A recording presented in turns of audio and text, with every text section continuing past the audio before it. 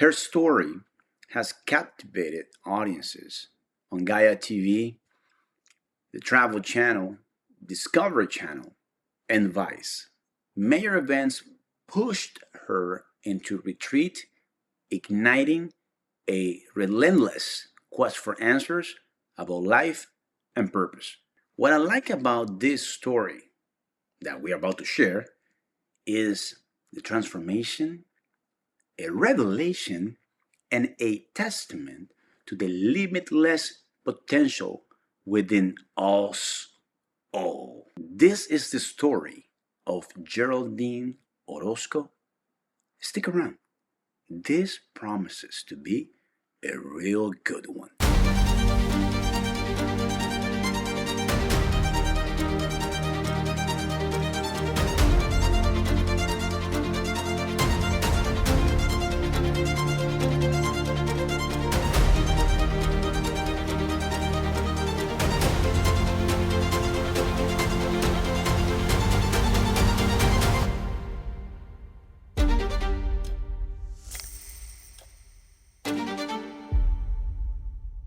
Geraldine, thank you for being with us. And it's about your story. I think it's an extraordinary story and deeply transformative. Can you take us back to 2007? What inspired you to create meditation, Qi Gong programs, and how did it evolve from a group of 5 people to a thriving community of 2,000? Yes, it was something very organic. It wasn't something that I even planned or even imagined that it would happen. I was learning meditation under a shaman and became very enamored with the amount of progress and effect that I was experiencing as a result of the meditations.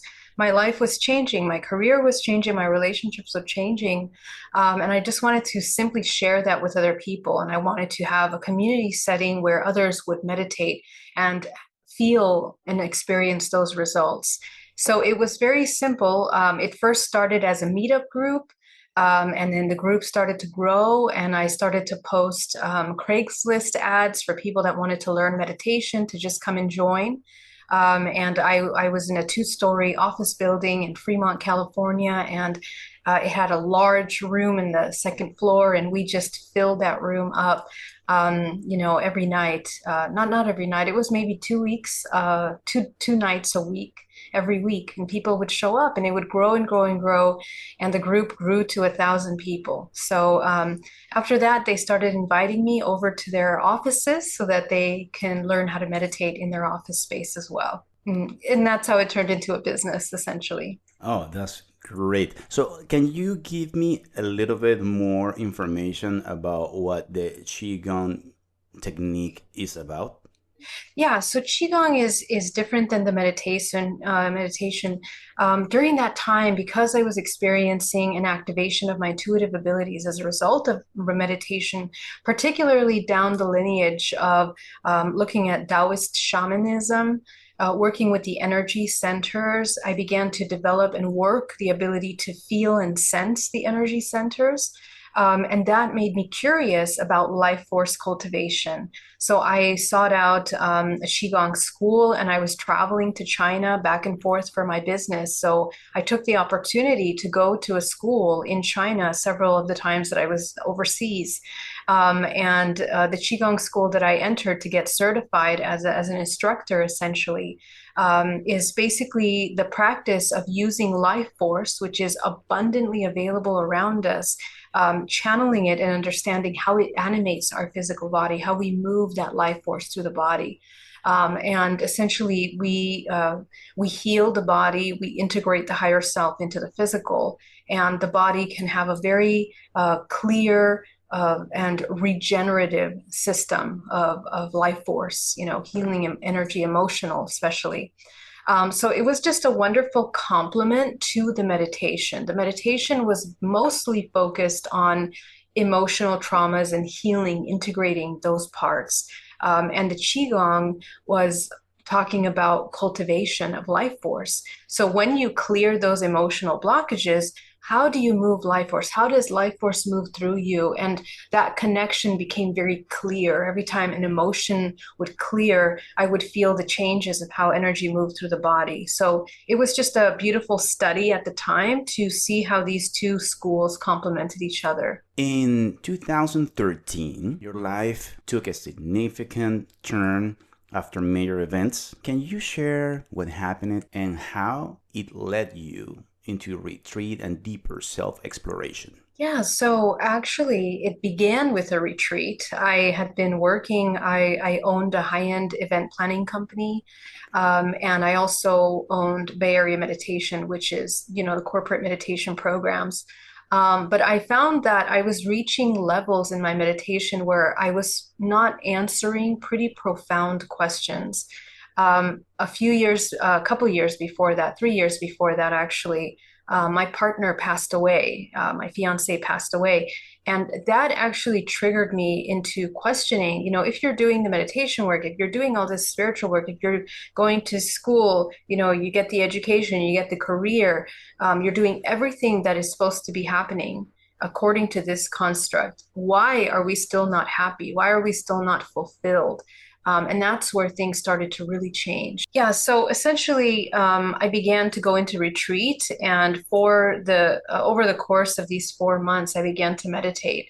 And my meditations would take me into very, very deep inquiries. I wouldn't work. I took time off work.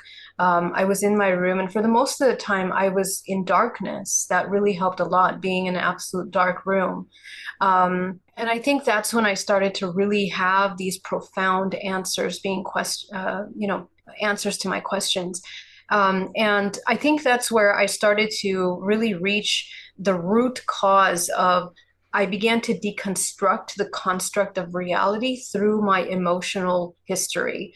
I began to recall the memory of my parents' life, my very early life. I remember myself in the crib. I remember myself in my mother's womb, and every single memory of myself as a child began to come forth. So, it was hours of diving into that and understanding deeply the relationship between emotions and my life experiences. And the root of those, how were they ancestrally passed down through the generations of my family lineage. Essentially, that took me down the rabbit hole of looking at the ancestral bloodlines. And that's when I began to ask the question, who is essentially behind this construct? Why do we have such similar, patterns of how we live life? The majority of humanity is living in survival. Why? Who is behind that? Who is in charge of designing the way that we see ourselves? And in October of 2013, one night is when I had this incredibly vivid, at 3 a.m, I was woken up by white light in my room. And as I go to the window, I'm paralyzed and taken through the wall, where I am in front of this incredible light. It's a lenticular light, and that lenticular light emerges 6 beings, 6 shadows that manifest into these tall grays. And these tall grays, essentially, one of them comes to me and waves the hand and just removes all my emotion out of my body, and I'm taken on board the craft. And on board this craft, I am indicated, first of all, my aunt was there as well. And then I was shown a series of information about alien language and a new way of seeing information that was extremely universal and expansive. I was taken to the Pleiades. And then I was shown my hybrid children that were a combination of my genetics and some interdimensional beings and species. So for me, that was so shocking that I didn't understand. It was, how to interact with that, how to process that information. But they showed me, as a result of that, how the matrix functions. And they showed me down to the molecular level how this construct is in a holographic form. And I was taken into the Orion Nebula. And in the Orion Nebula, I felt the most profound peace that I've ever felt in my entire life. And I began to understand myself as the human Geraldine, as the human Pleiadian, as the human being that they were showing me in so many different timelines, as one self. So that completely changed my perception of everything that I thought was real about humans, about ET life, about ET consciousness. It just completely changed everything. And just to end that, as a result of this experience, it activated psychic abilities. I mean, a plethora of psychic abilities through all my senses. And for the next 6 months, I mean, it was completely impossible for me to go to the store or interact with people because my sensitivity was so,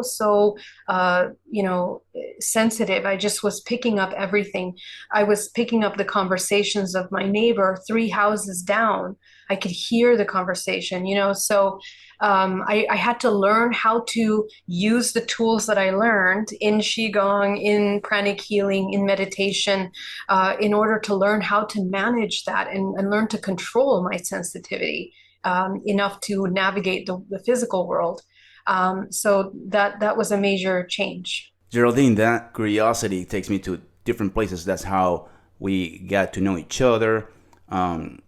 And it was through Gaia and Discovery channel that I follow up your story. So, just so you know, people, listeners, or followers, if you have an opportunity, check it out. Check it out.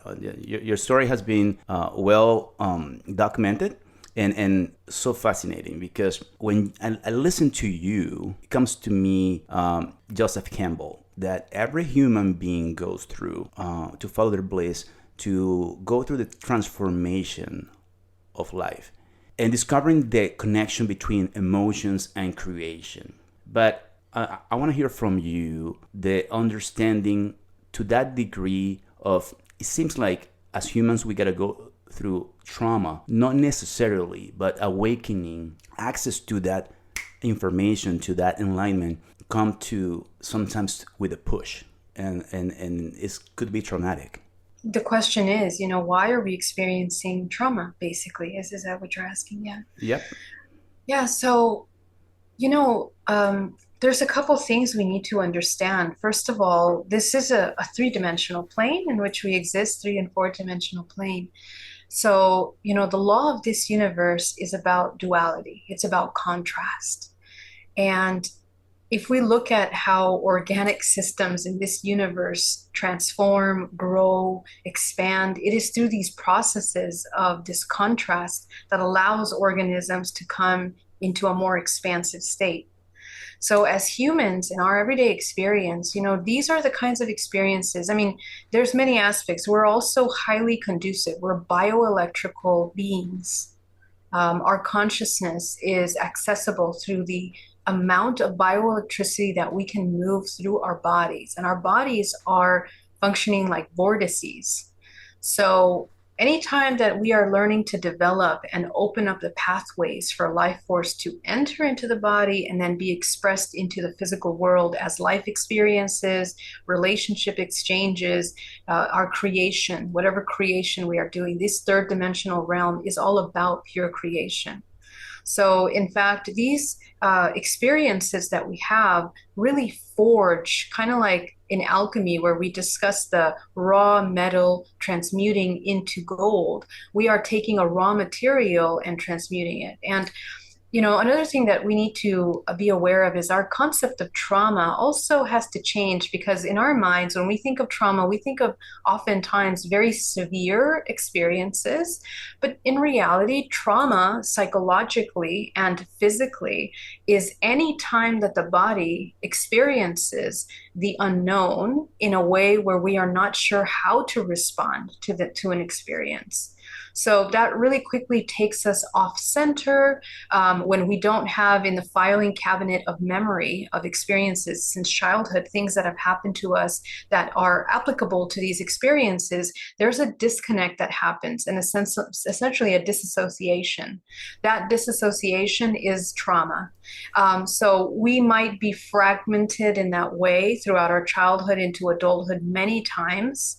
And it can be very subtle things. It could be at the cash register, someone giving us a funny look and we're not sure why. And any kind of programming that we've accumulated up until that point, in order to know how to respond to that, unless a person is deeply connected to themselves, connected to their emotions, aware of their reactionary responses, both psychologically and biochemically, because our responses are emotions. Those emotions are a bioelectrical, biochemical system of co-creation.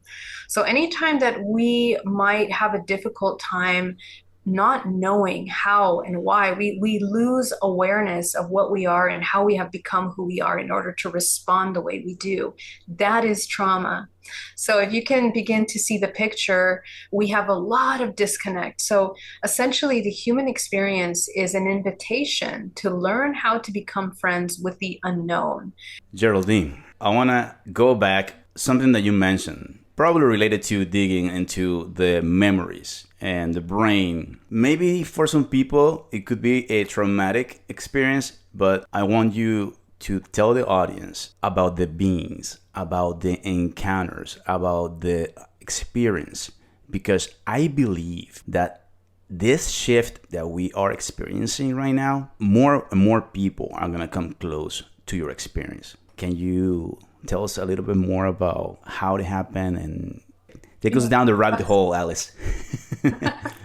Okay, so first of all, I want to preface by saying that before this event happened to me in 2013, I did not believe in aliens. Like that whole concept of aliens was super foreign to me because my only understanding was maybe sci-fi films, and then I wasn't really too into them at that time, during growing up. Okay, so, Okay. however, I am a lifelong contactee, which means I've had so many experiences as a child and incredible synchronicities that I never linked because my world did not include the understanding that we are visited and our world is open to interdimensional awareness. So I call alien contact interdimensional because Okay. this is how I see it, and we don't need to go into the intricacies of that as you mentioned at this time. But as a child, my first experience was at the age of 5. I was playing toys in my mother's room. My mother wasn't there. My father was in the other room watching TV. There was a giant mirror, and a veranda overlooking the swimming pool, and I'm playing.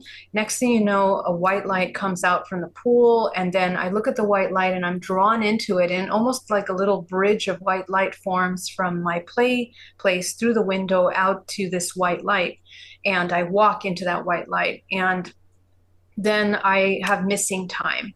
And next thing I know, I don't know what time, but I'm inside my crib. It's late. All the lights are out in the house, and I'm just come to when I'm standing in my crib, holding my crib and looking out into my room. And then I don't know what happened. I don't know how I got there. I don't know how I got in bed. I was still wearing the same clothes that I was wearing earlier. I wasn't wearing my pajamas. So that was one experience. Then fast forward into throughout my childhood, I had this incredible reverence to the Pleiadian constellation. And I would pray to it like with all my might and all my will. And, as a child, I was put into a Lutheran school because it was the only private school. My parents are from South America. So over there, everyone goes to private school. So they thought, let's put you in the only private school here, which is Lutheran. So I went to Lutheran school. And of course, I was taught about Jesus and the Bible, and we would read that every day. But my connection to the Pleiades was so strong that that was who I prayed to rather than Jesus or God for some reason. And when I would look up at the sky and see that star, I just felt, I would call it Mother of Aquarius. I would always say, Mother of Aquarius, please help me. I don't know why. Oh, wow. Then, yeah, it's just funny. Then later on, in 15 years old, I went to South America. And in South America, I was in school for a couple years learning Spanish and teaching English. And I had another missing time experience where I was walking down a cobblestone road, and then I had missing time, and I'm taken on board this dark space where there are some large reptilian-like beings. And from there, I had an experience where they extracted something from my body. And it was the first time in my life that I felt sexual arousal. I woke up from walking down the street to in my bed at like 3 in the morning. I'm just come to when I'm sitting on my bed, and I was a virgin, and I grew up very innocent, kind of, because I didn't really even understand sex until I was 18 years old. But it was the first time that I became aware of that. Okay. And it happened immediately that night. And then I had this experience of becoming ill. I got ill for a couple of weeks and nobody understood what was happening. And when I went to the doctor says, it looks like you've been pregnant, but I was still a virgin. So they didn't understand how that happened, why your body is showing those kinds of signs. How old were you? I'm sorry? 16. Okay. 15, 16. I think it was like right after my birthday, like in February at some time. So then after that, 22 years old, back here in the US, and I was driving home, and this angelic being appeared next to me, and it provided some kind of healing for me of some kind. I was going through a major emotional distress. But that evening, I had a dream that a white light came and inserted something into my forehead. And then I became ill again for a couple weeks. The doctors could not understand what was happening to me. They gave me a series of antibiotics. My body would reject everything, couldn't take anything at all. And after a couple weeks, another light that was a blue color came into my dream. And the next day, 100%, I was back to health. And I went to the doctor to run tests. He couldn't understand. He said, I don't know, but the thing is, you're not dying, because before that, he gave me 3 months to live. He didn't understand what was happening, but my vitals were so weak. My energy was depleting. I was sick, really, really sick. And it just went away. Whatever it was, they could not diagnose what it was. So that happened. So you see, during these experiences, these things happened, after years, but we're so engaged in our life that we don't stop to really question, is it aliens? We don't question that. And also, we don't know to connect what happens in our dreams with what's happening in real life. The fact that a light came into my dream, I didn't understand that there was a connection between the healing and the light, until much later. Essentially, I had other little micro experiences after that throughout my life.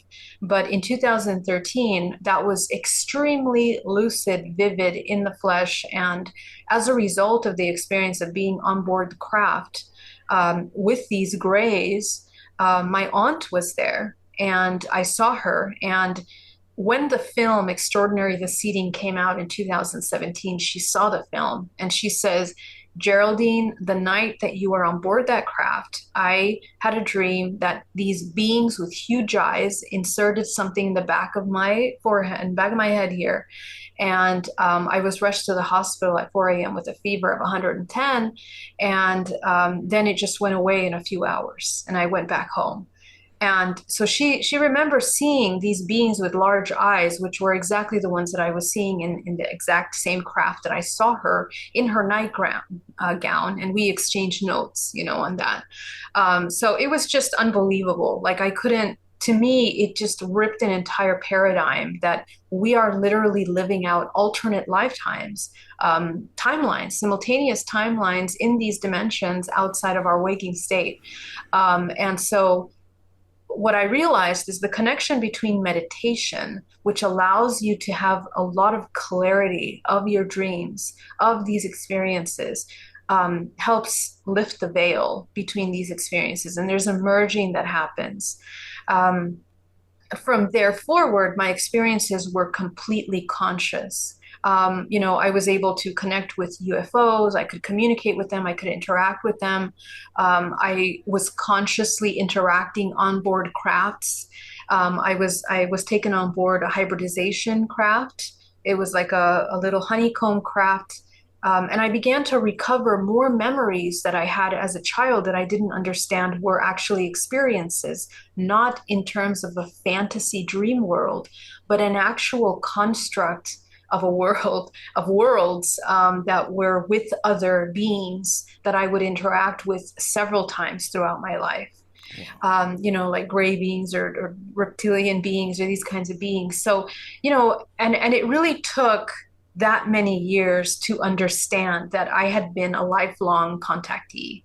And in 2017, when I did my hypnotherapy, that's when everything already completed those blanks in between these experiences. And I also went to support groups where I began to recognize the marker memories that had been suppressed during that time. So it's a life of rediscovering. Yeah. I know your case is one of the many cases that have medical proof of many times. And I guess this is really hard as well for any person and a woman that has an emotional toll of having miscarriages. But I know for a fact that you have medical proof of these cases where doctors have said to you, well, you've been pregnant and you didn't know. And then all of a sudden, is not there anymore. How do you manage that, Geraldine? I mean, wow, it blows my mind. Well, during the time that happened, I mean, for example, at the age of 16, 15 years old, I mean, I was a virgin. I really did not even understand how sex worked at that time. I mean, I kissed a boy for the first time and I panicked and I said, oh my gosh, am I going to get pregnant? That was the level of my understanding. Okay. Naive. So when we went to the doctor and the doctor said, you have like scarring in the womb and you have cysts and all kinds of complication things. And there are signs that you have had a miscarriage. You were already pregnant, but yet you are still a virgin. We listen to that and you don't connect that with alien contact or interdimensional dream time experiences. You just don't connect those two. So to me, you have all of your hopes and your support in what the medical doctor is telling you that it is. And the doctor says, you must be under a lot of stress. I was under a lot of stress. I was moved from America down to Bolivia, a third world country, difficult, major changes. He says, this is why, you are having these kinds of experiences. So you just take it at face value. And they talk about it as a blighted ovum. Okay, so basically the egg is released and it starts to develop and then it kind of just dissolves. It's reabsorbed back into the body. But that was the explanation that was given to me several times because when my partner died several months after his passing away, I also had this pregnancy. And, I was in very, very deep depression at that time, even suicidal at one point. So, when I went to the doctor and the doctor's like, hey, you're pregnant, you're pregnant. Couple weeks later, then to have the miscarriage, and then the doctor says the fetus is not there. I didn't understand what to do. So I was upset because I didn't understand how you could become pregnant. Let's say I was with my, ex-partner before he passed away, but it was literally 3 months before he had passed away that we had been together, and 4 months after he had passed away that I, had no contact with anyone else. So, I just couldn't do the math, the biological math, and neither could the doctor. But again, the doctor said, you probably really would like to have a child. And these kinds of emotional situations cause a strain biologically. You can develop that hormone. I think it's called HTC, but please don't quote me. I forget the name of the hormone that they find in pregnancy tests, right? And in the development of that. blighted ovum. So these are the explanations that I was given by the medical system. And again, because of my level of awareness during those times, I would never in a million years understand that it's due to these kinds of interdimensional experiences. Right. And it wasn't until I began to hear other women talking about that. That's what's going to be my next question. Yeah, exactly. How many people have approached you or have you met that have the same type of experience?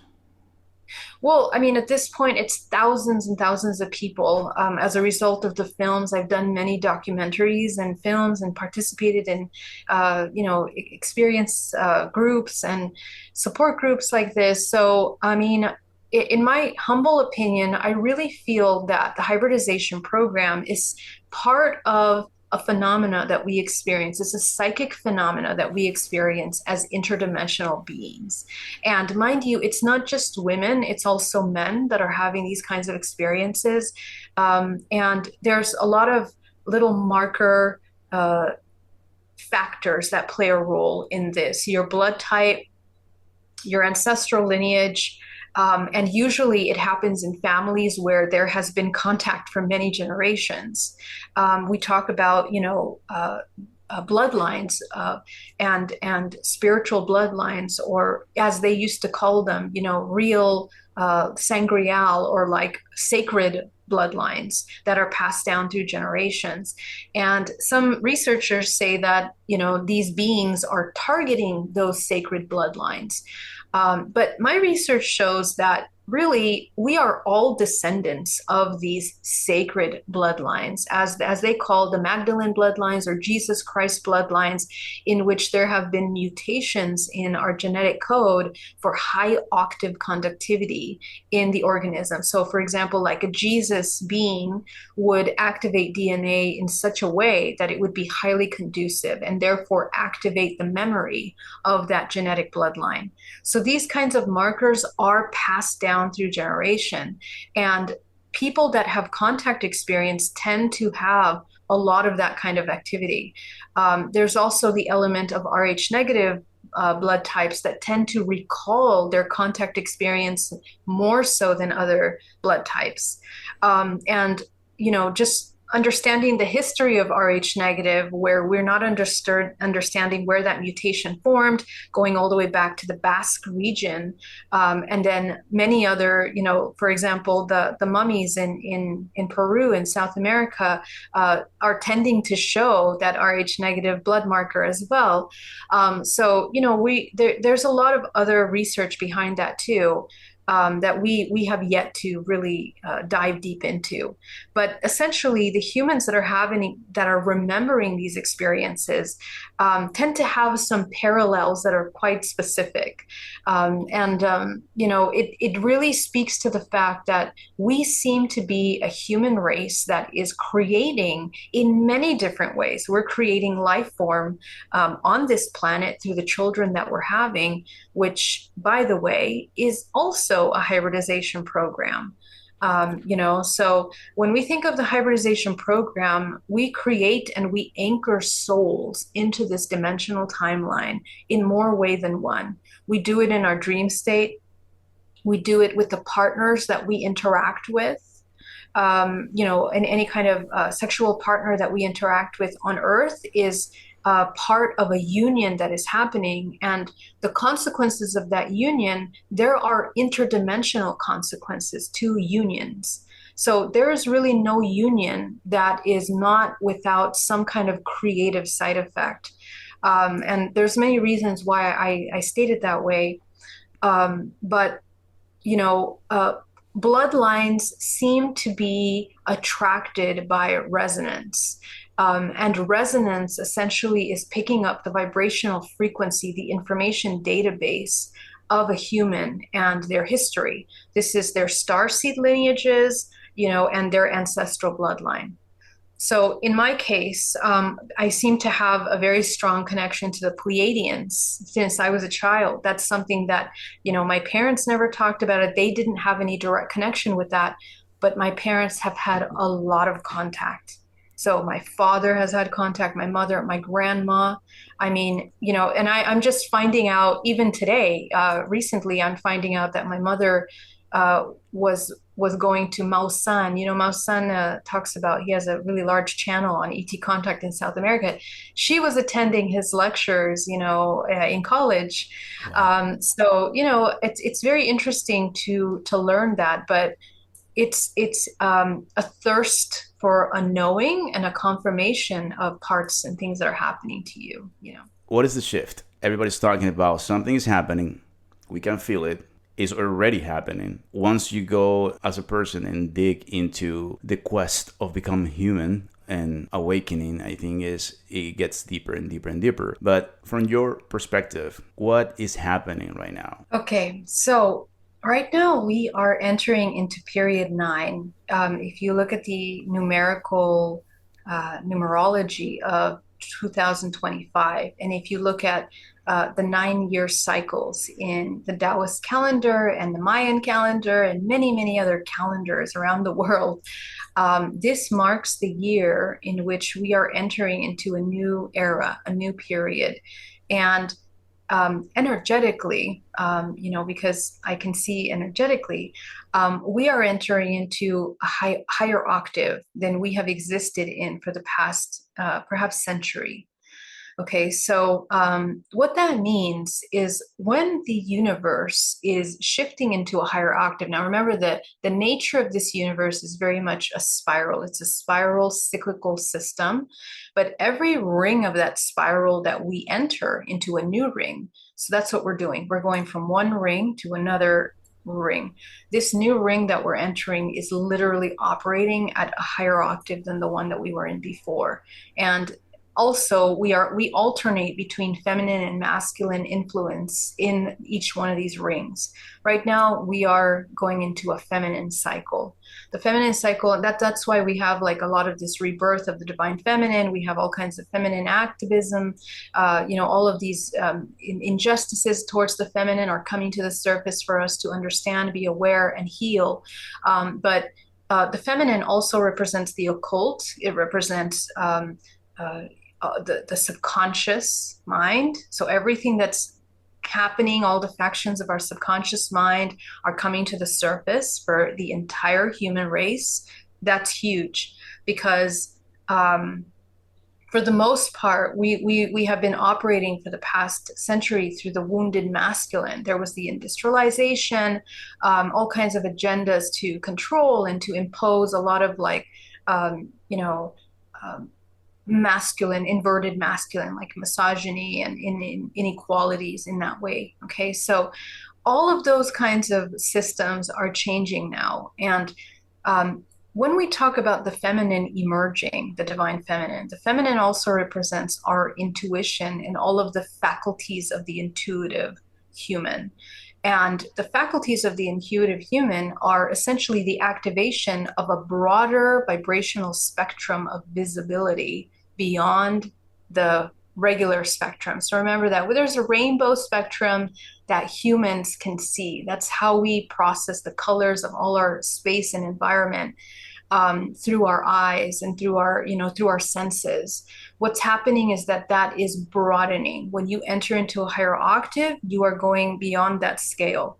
So that's why they say the veil is lifting. Okay, so the lifting of the veil essentially means that the model of 9-dimensional planes, which usually is where we are, that makes up our whole body, the 7 main chakras and the 9, the 7th, the creation matrix, your 8th, your relationship with your source, and 9 is the access to your higher self and higher system. So this is where we start to go beyond that. And what do you find beyond that are the many fractals of the human, because the nature of this construct is in fractal form.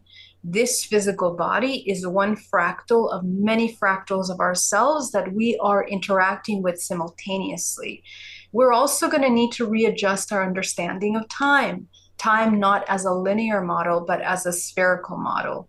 We're also going to need to adjust our understanding of physics, mathematics, and the language of vibrational frequency, which includes an advanced understanding of our physical matter. As less physical solid, more vibrational frequency and energy. So all of these changes are the foundation for the kind of changes that are happening in the world. And it's going to happen really quickly because AI and the revolution of technology is about to take place. Quantum computing. Quantum computing, it's just bridging open this blind spot that we've had for such a long time about this interdimensionality of our nature, of human nature. So, there's a lot of like what I see, and I received this download a couple months ago, but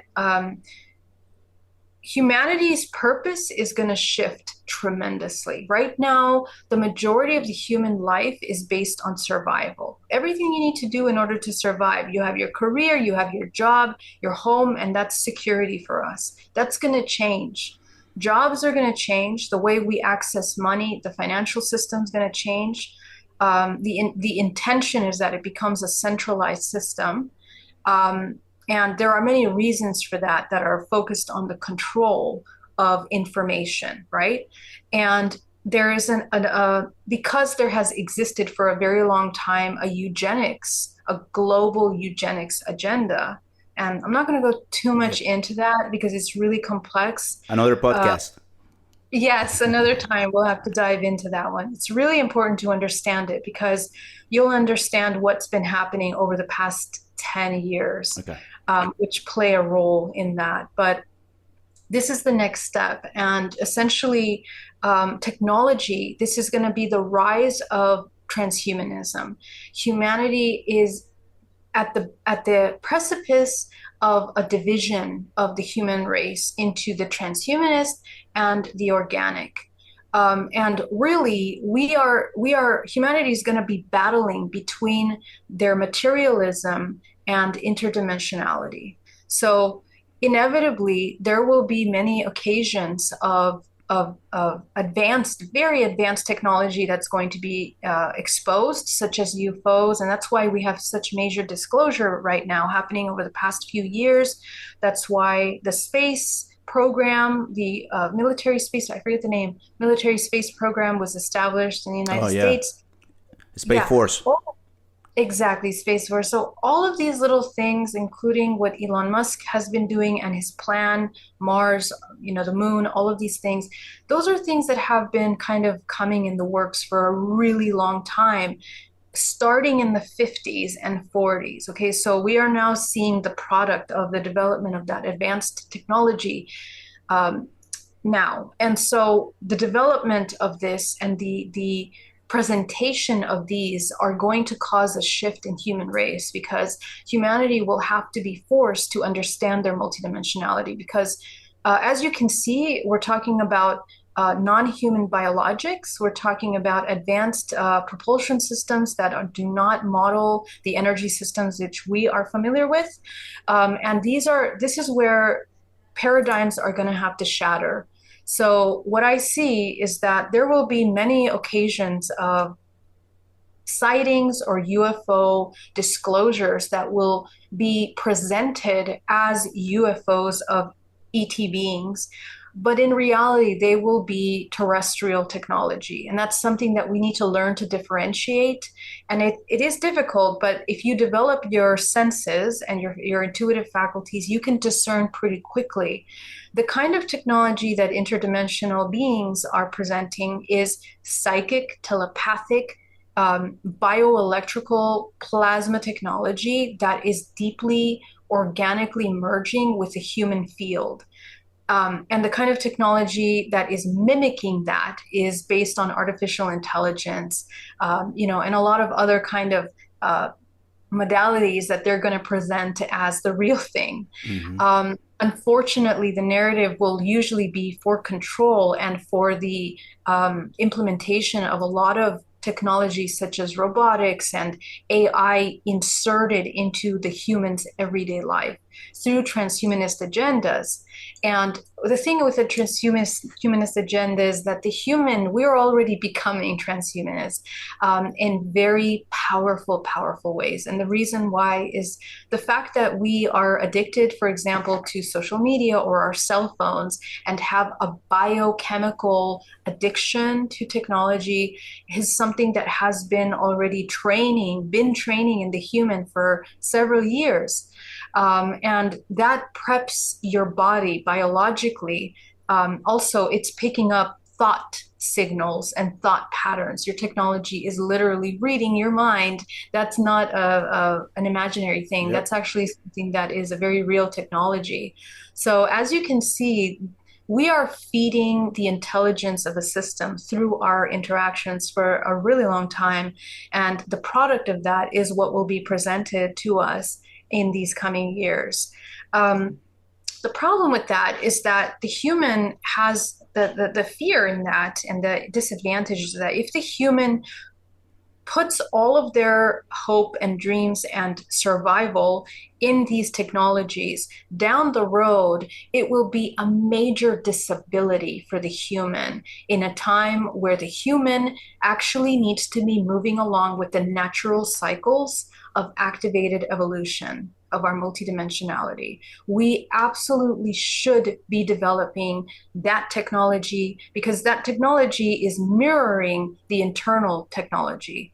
Okay, so we have all of these little technologies that they're presenting to you are modeled by your own technology that we have already instilled in us organically. And it'll be presented in a way that we're going to not know about that technology and then be dependent on this external technology. So this is where I see that the human race can have the potential of going into a really unfortunate, limiting, controlling, separating, and disabilitating form of suppression and control and manipulation in a way.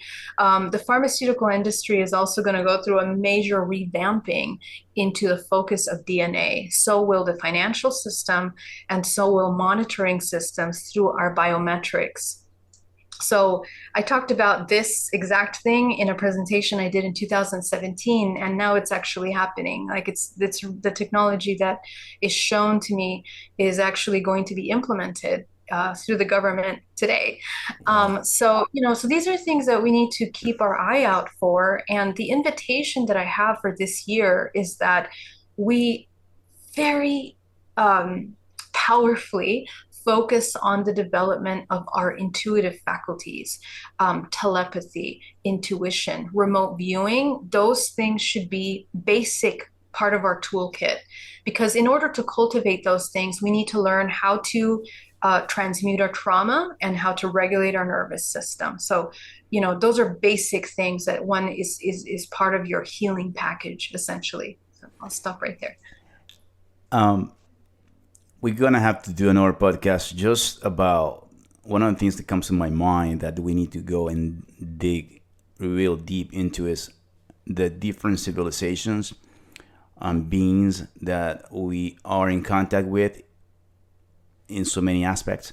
But Geraldine, do you still in contact with the Greys? I mean, how's your normal contact nowadays with the beings?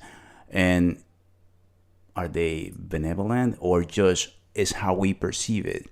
It's just a human perception. It's not good or bad. It's just an agenda as one civilization, as we do as well with animals, and we do research, right? And we do this also farming, right? As to a certain degree. Is that how they see us? Is that how the whole concept of it? No, I think it's important for us to learn a little bit about the laws of the universe. There are certain laws of the universe that this construct abides by, these beings, this intelligence, plays by those rules. So essentially, this construct, human has free will, but the human only has free will when they're aware that they have it, right? Because if we are not aware that we have free will, all that we're doing is repeating cyclical patterns. And usually those cyclical patterns are things that are passed down through generations, through learned habits of our ancestors. The problem with that is that we repeat trauma, we repeat pain, and we're also repeating the contractual agreements that we have made with these beings through our ancestral lineage. That's what I see a lot. Okay. When I put families in hypnotherapy and I begin to look at the contractual agreements that these individual people in the families have made with different species, it's like they're repeating a lot of the same kind of program, whether they know it or not. They don't know about each other, but they are explaining that these kinds of agreements are made. ET contact, ETs species are kind of organized in archetypal manifestations, just like humans are. So humans, we have ranges of humans. There's good people, there's bad people. And it's the same thing in these species, regardless of the type of species, draconian, reptilian, Arcturian. However, what I do tend to see is that usually beings that are within the 10th dimensional down, this hierarchy 10, 9, 8, 7, 6, usually the lower the dimensional plane, the more parasitic they are. Okay, that's kind of how it is. So the way that they engage will be, for their own self-serving purpose. This is where we have a lot of traumatic experiences, and also military interactions. Like humans. Yes, unfortunately. Unfortunately, when we're parasitic to ourselves, we hate ourselves, we reject ourselves, we literally play out the exact same dynamics that we do with ourselves. These beings are interacting on that level. And that's also the currency that is being exchanged, right? So what I notice is that beings that are beyond those dimensions, higher dimensional beings do not interfere. What is an interference? Healing, teaching, guiding, all of these on the upper level can be perceived as interferences. And I can explain that, but essentially, there's always an exchange, okay? And I just want to say that in reality, we think of these things as something outside of us, as something separate than us. But what we're going to understand later, probably later when we go through all the disclosure, we're going to understand that the same construct of hologram of this system that exists between ourselves and humans is also the same construct that exists with these beings. Essentially, they are fractals of ourselves. They are future selves, future aspects of ourselves. And I know that it's so hard to understand that. I mean, you see this being and you're like, how is that me? But in this universe, we seem to be attracting experiences based on vibrational frequency.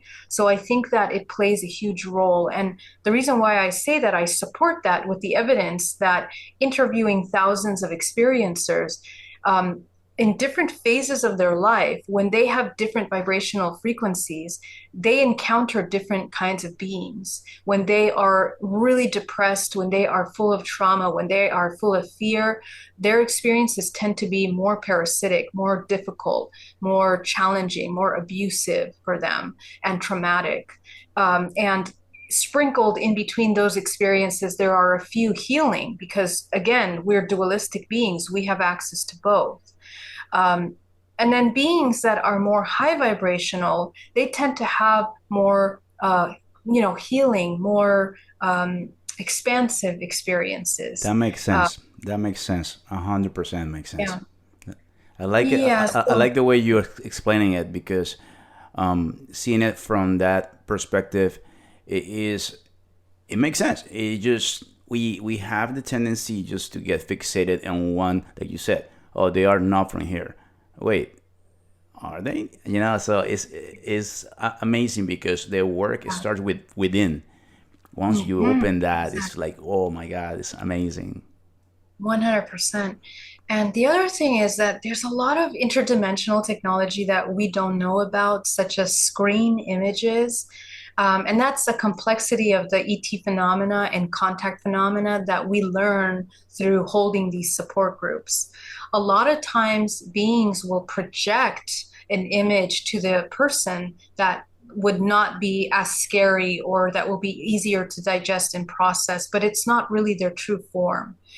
And this is why when I think of species of beings, I think more of vibrational frequency rather than what's being presented, because that can be changed or manipulated sometimes.